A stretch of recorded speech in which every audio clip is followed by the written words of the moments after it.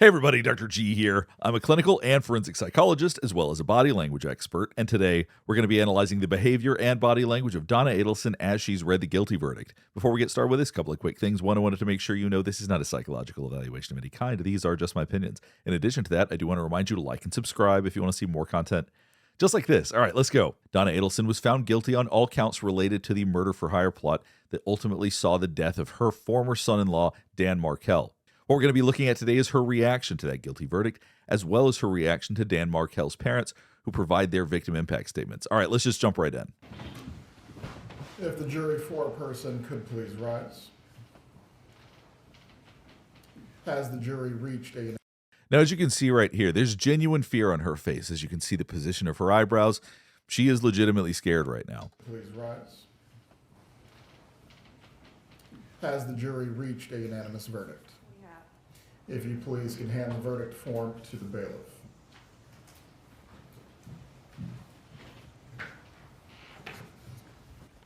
Now you'll notice she's looking at the camera.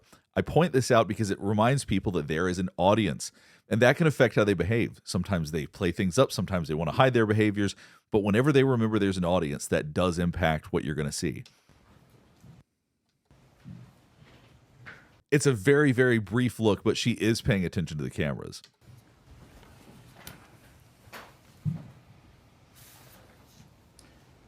Having reviewed the verdict form, it is in its proper order. At this time, I will publish the verdict. We, the jury, find as follows as to count one of the indictment, first degree. You see that eye closing? That's a way to block anything from coming in or going out. And so you can tell that she is already bracing herself for what's getting ready to happen. We, the jury, find as follows as to count. And that blink rate's picking up. Once again, that suggests a high level of stress, as most people are in these kinds of situations. But I want you to understand what you're seeing that's legitimate, because we're going to see some things that I think are performative, but we're going to get to that. One of the indictment, first degree murder. The defendant is guilty of first degree murder. Mrs. Adelson, control yourself. What we're seeing is interesting because it's a combination of both real emotion, of course, because she's now finding out that she's going to spend the rest of her life in prison, as well as some performance aspects to this. I'm going to show you what's real, and then I'm going to explain what I think is a performance, and then there's a lot more to view, so let's just keep going. First degree murder. The defendant is guilty of first. So you see the eyebrows. That is legitimately sad. Our eyebrows go up in that arc when we're sad. What we're not seeing is surprise, because oftentimes when we're surprised, our eyes open really wide. We're not seeing that, so I think that maybe she was actually expecting this, maybe hopeful that it wouldn't happen, but she seemed to be prepared for that. This verbal outburst, on the other hand, is more performative. As we've seen with her previously, she has the capacity to perform, to act out, and that's part of what this is. So this is a combination of genuine sadness and a performance that's getting added to that. First degree murder. Mrs. Adelson, control yourself. And there's anger in there too. Watch this. Indictment, first degree murder. The defendant is guilty of first degree murder. So she turns away from the judge. There's anger there. She can't look at the judge right now. She doesn't want to face the reality of it. Like I said, there's a performance aspect to this, but there are definitely real emotions there as well. There's sadness. I think there's anger. I'm going to show you more about the anger in a second. Murder. Mrs. Adelson. You saw her hands braced together, and it looks like she's almost hitting downward. There's genuine anger. There's rage almost, actually. So we're seeing sadness, we're seeing rage, but we're going to see more of the performance as we keep going, because it continues to sort of build on itself. So the shock of this, that's going to pass. And then most of what we're going to see later, in my opinion, is less authentic emotion. The defendant is guilty of first degree murder. Mrs. Adelson, control yourself. Count two. We, the jury, find as follows as the count two of the indictment. So here's where more of the performance comes in.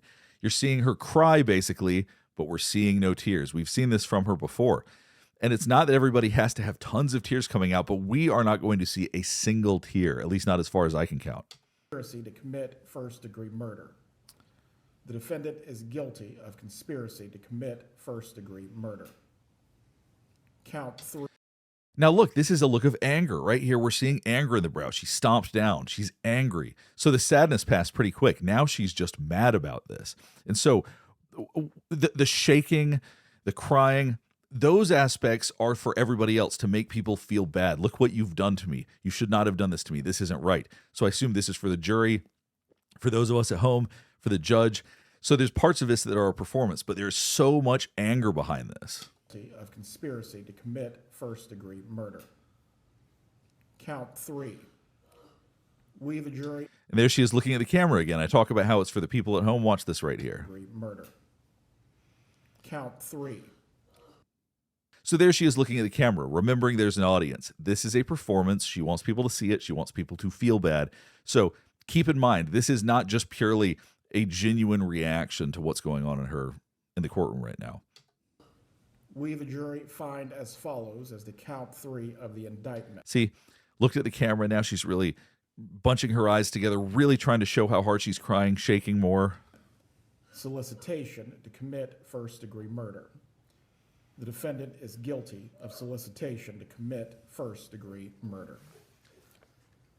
And it is signed and... So if we're trying to figure out what emotions we're really seeing, anger is really the one that comes through. It looked like, based on the way her body was moving, she's stomping her foot on the ground, and that's pure anger right there. So we're seeing a little bit of sadness in the eyebrows, and what she's trying to express is sadness, but really what comes through is that she's very mad about what just happened. Commit first-degree murder. The defendant is guilty of solicitation to commit first-degree murder. And it is signed and dated by the foreperson. One moment. Members of the jury, the bailiff will escort you to the jury room.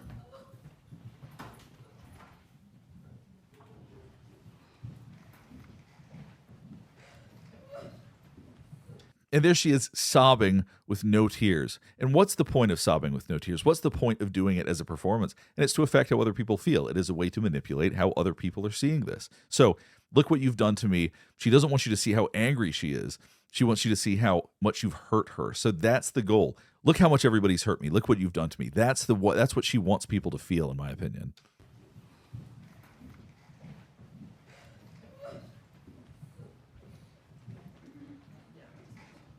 And she's baring her teeth some too, which once again I associate with anger. Have you ever Googled your own name or email address? Before I had Aura, I did, and wow, it was my full name, my old address, phone number, all sorts of information I did not want people to have. That's why I started using Aura, today's sponsor. If you've ever wondered how scammers get your number or why your inbox is drowning in spam, this is why. They're companies called data brokers that collect and sell your personal information to marketers, scammers, and yes, even stalkers. They do it without your permission. The good news is they're legally required to remove it if you ask. The only issue is that it's time-consuming and they make it as confusing as humanly possible. This is where Aura comes in. They take care of the hard part for you, automatically requesting removals from these data broker sites and keeping your info off of them over time. In the first 2 weeks, you'll see exactly where your personal data is exposed and start watching it disappear without you lifting a finger. It's an all-in-one digital security tool that gives you alerts if your personal info appears on the dark web, real-time fraud alerts for crediting and banking, 24/7 identity monitoring, a secure VPN, antivirus, password manager, and more, plus a $5 million identity theft insurance policy and US-based fraud experts available around the clock. You can try Aura free for 14 days at aura.com/Dr. G. That's enough time for Aura to start scrubbing your info off all of these data broker sites automatically. I'm not leaving myself vulnerable, and you shouldn't either. Go to aura.com/Dr. G and get started with your 14-day trial today. All right, back to the analysis.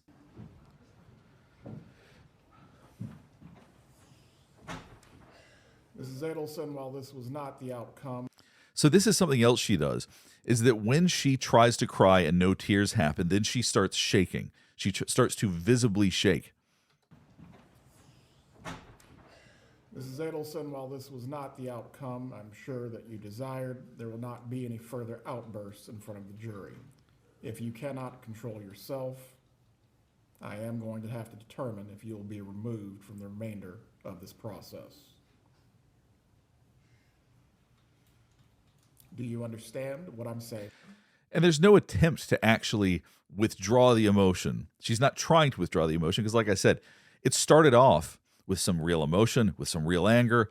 And now I think it's just pure performance. Sure, she feels sad. Of course, there's some degree of feeling there, but there's no necessity for this type of outburst. And that's why the judge is saying, please control yourself. If this is what happened every time someone was found guilty, he would probably have a different reaction. But this is in excess of what's expected, even with getting delivered a verdict like this.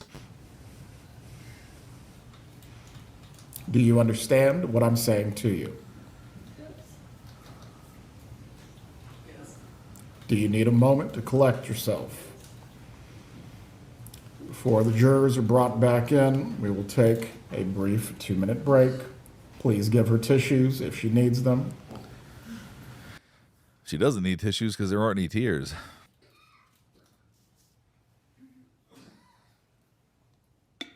And these sort of histrionics, despite the fact the judge is telling her to rein it in, there's not really any genuine effort to stop doing this, because I think she could if she wanted to. At least that's the way it seems to me. Please bring back in the jurors so we can conclude with their portion. As you can hear, the jurors are getting ready to come back in, and I think she wants the jury to see this. That's why she's continuing to do this. That's why she's keeping it going, to make sure the jury can see what they did to her. Look what you've done to me. Of the trial.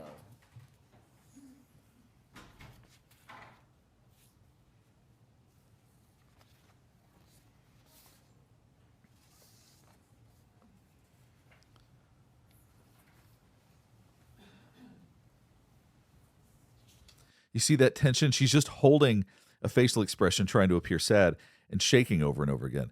This is just not what normal emotions typically look like. They come in waves. When we're showing that sadness, it happens just when we're feeling it. It lets off a little bit, but it doesn't just stay on our face like that. And the shaking, once again, I know I've talked about this before, typically doesn't look like this.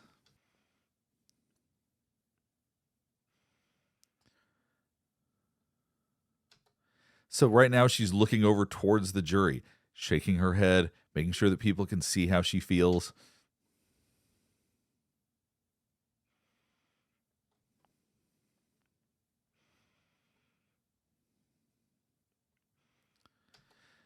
See, looking up at this guy, then looking back over at the jury. This to me appears manipulative. This doesn't appear to be an authentic, involuntary reaction to what's going on.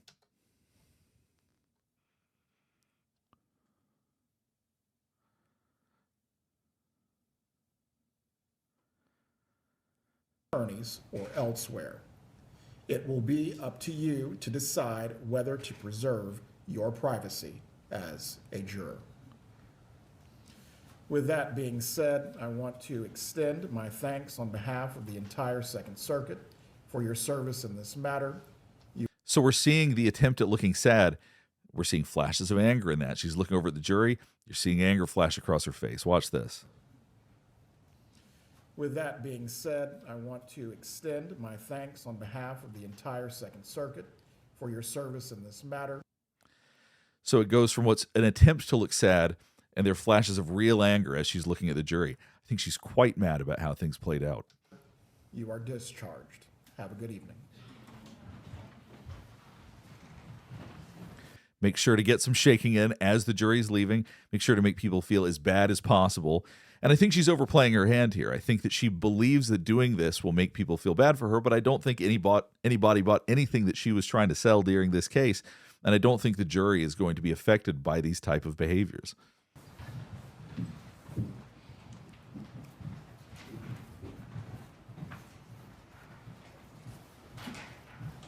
Something else we're seeing a lot of from her is her throwing her head up and looking at the sky.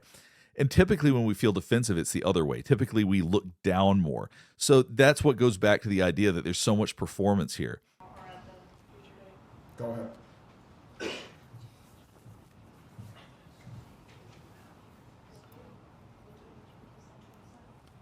Just do want to keep in mind, despite all of the sobbing, we still have yet to see a single tear. Not a single one.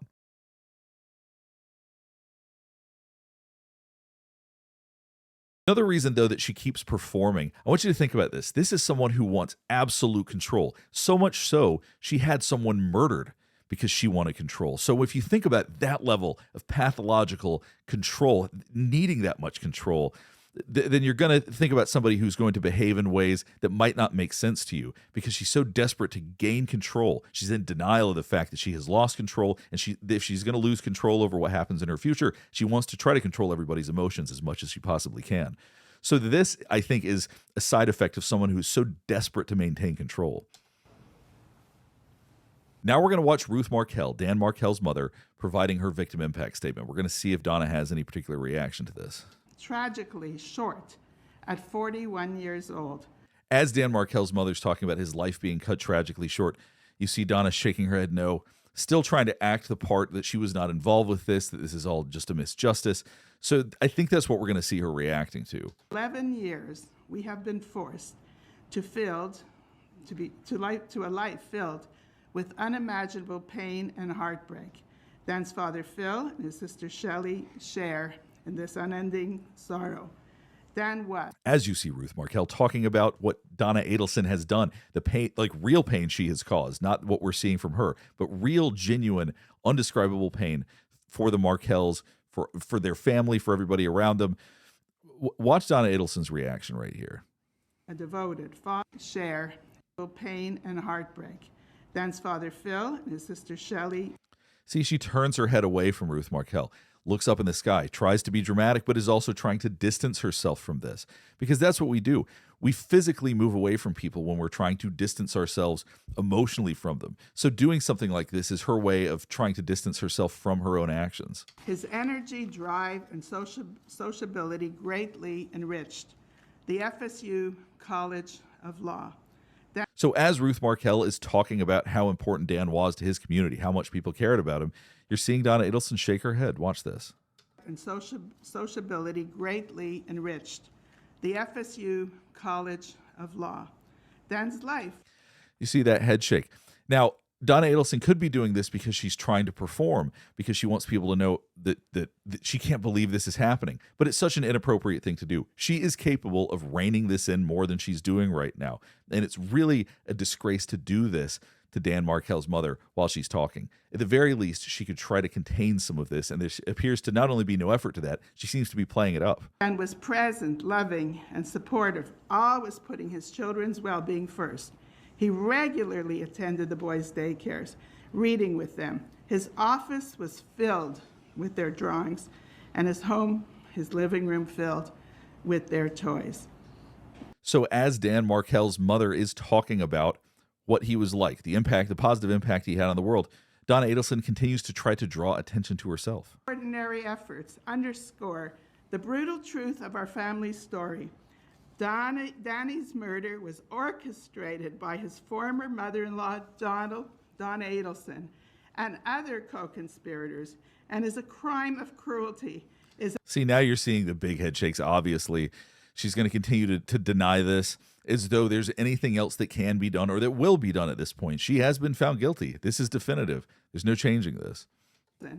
And other co-conspirators, and is a crime of cruelty, is a murder. The behavior of Donna Adelson in this, in my opinion, is shameless. And that's something that she seems to lack, to be able to engage in these kinds of behaviors. That shows a real profound lack of shame when it comes to a situation like this, despite the fact that she was involved, despite all that she did, still continuing to try to make people pay attention to her when Dan Markel's mother is talking is just unreal. It is a murder of grief, a murder of selfishly prioritizing one's own desires over what is just or right, to a brutal separation between Dan and Wendi. She rented the house, and she's even rolling her eyes right here. Watch this. To a brutal separation between Dan and Wendi.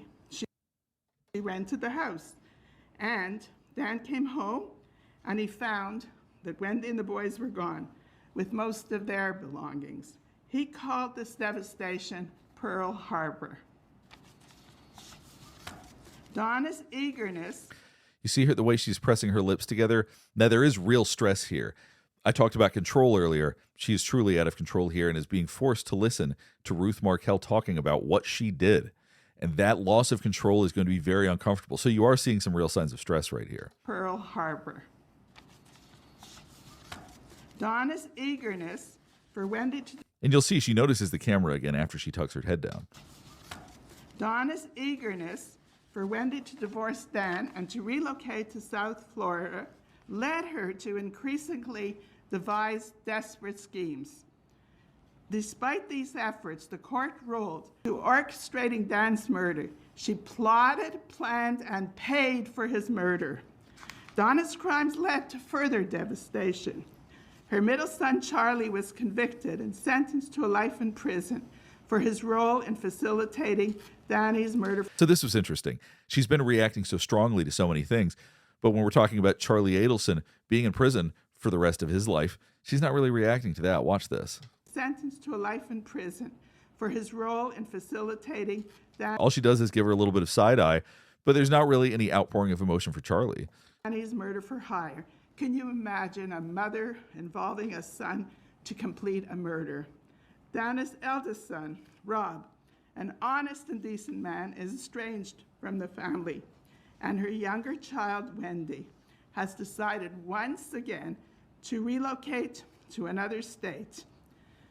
Her actions and those of her co-conspirators have caused No reaction when she talks about Wendi either. So interesting to me. There's zero reaction. She's just trying to remain still when she talks about Wendi. Wendi has decided once again. Well, not still. She's still shaking, but she's not doing any of the histrionics. She's not looking up at the sky.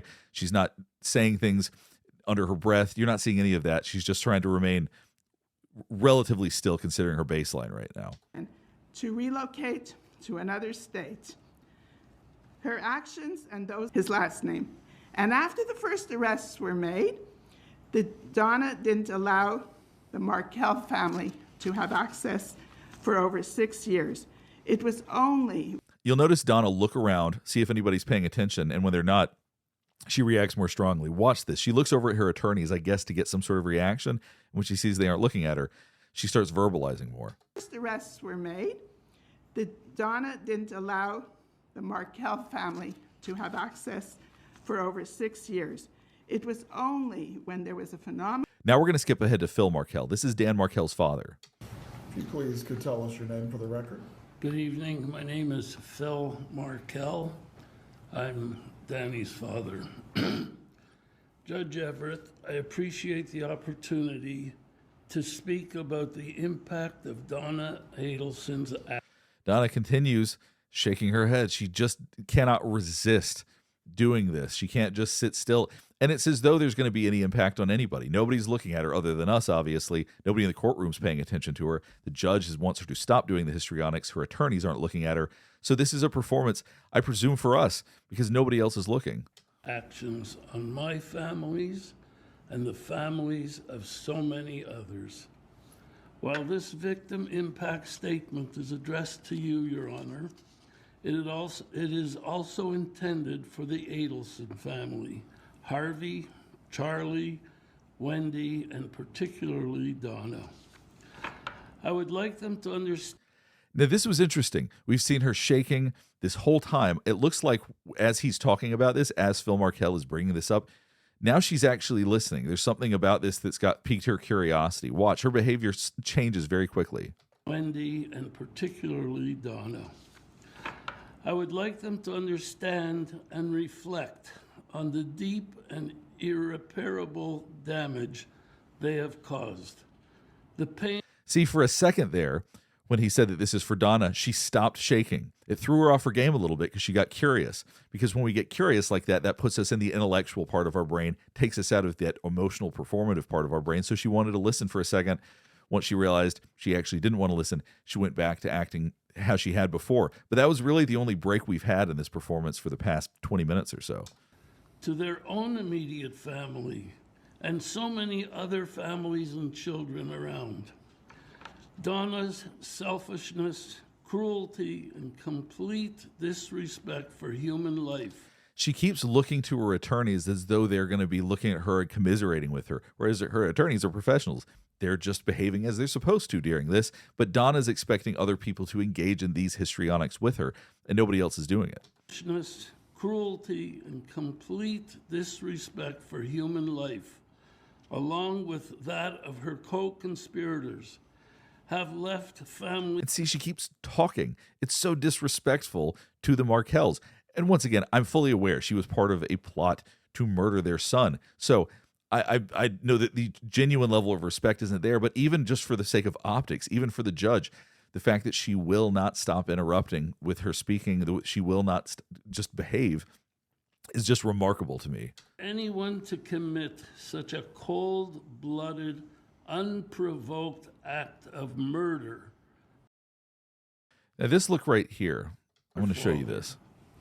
For anyone to commit such a cold-blooded.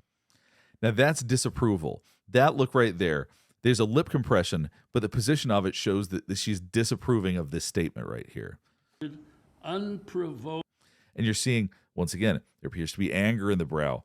This is not sadness. It's not sympathy. She feels she's disapproving and angry right here from what I can tell. Act of murder is horrific. For Donna, someone who claims to care. All right, we'll go ahead and stop here. It's basically over at this point. Hopefully this is helping you better understand some of her behavior and her body language during this. So what did we see? In my opinion, what we saw was a little bit of sadness, a lot of anger, and then a lot of performance. She kept trying to draw attention to herself rather than allowing the Markels to talk about the son that they've lost. She did seem to try to continue to make it more about her, to try to protest what happened. Hopefully this is bringing the Markels a little bit more peace. I know nothing can ever replace the loss of their son, and I'll be very curious if there's going to be another trial here, but this time not for Donna. I guess we'll find out soon. If you have any other thoughts about this, please let me know in the comments below, and if there's anything else you want me to check out, I'd also like to hear about that. Last thing before we get finished up is I do want to remind you to like and subscribe if you want to see more content just like this. All right, thanks for watching.